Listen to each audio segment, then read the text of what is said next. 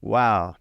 That question, I think, could be bottled up, and every single parent would would relate to that question. I think, teenagers are harder. There's some changes happening in their brain, that as an example, there's myelination.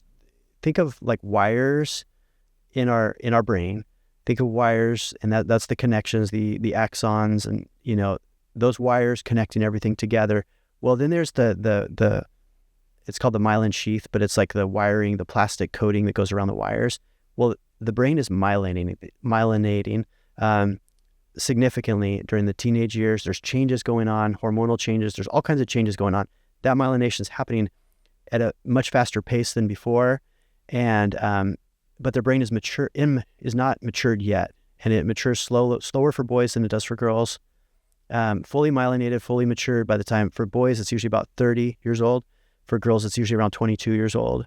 And so because of that, these wires aren't, they're not fully myelinated. There's that piece. So there's different points from the brain, what's going on with that. And with that being said, going back to your question of like, about being a, is it the parent, is it the child? Now, in addition to that, in addition to the brain chemistry of both the parent and the child, and the brain development of the parent and the child, then there's also the behavioral piece. We all have our ability to choose. Some would refer to it as agency. So we have the ability to choose, what we want to do, and so we can, protest. Any number of things. There's behavioral components, things that goes into that as well. So it does get tricky. And how do we know? So going back to your question, is how do we know if it's the child or the parent, or in some cases both, that need an assessment? I think it's where the reflective pondering happens. Maybe you just take an incident and think, okay, where did that break down? Was it me as a parent?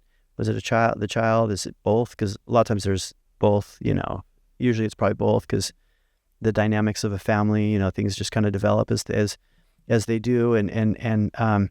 But some reflection, maybe talking with your spouse to see like what, in this case, what she would suggest where she thinks it might be breaking down, and that might be a harsh word, but where growth can happen. Because anytime we're struggling with something, it's an opportunity for growth. And so just because we haven't figured out how to have that success before doesn't mean we won't in the future.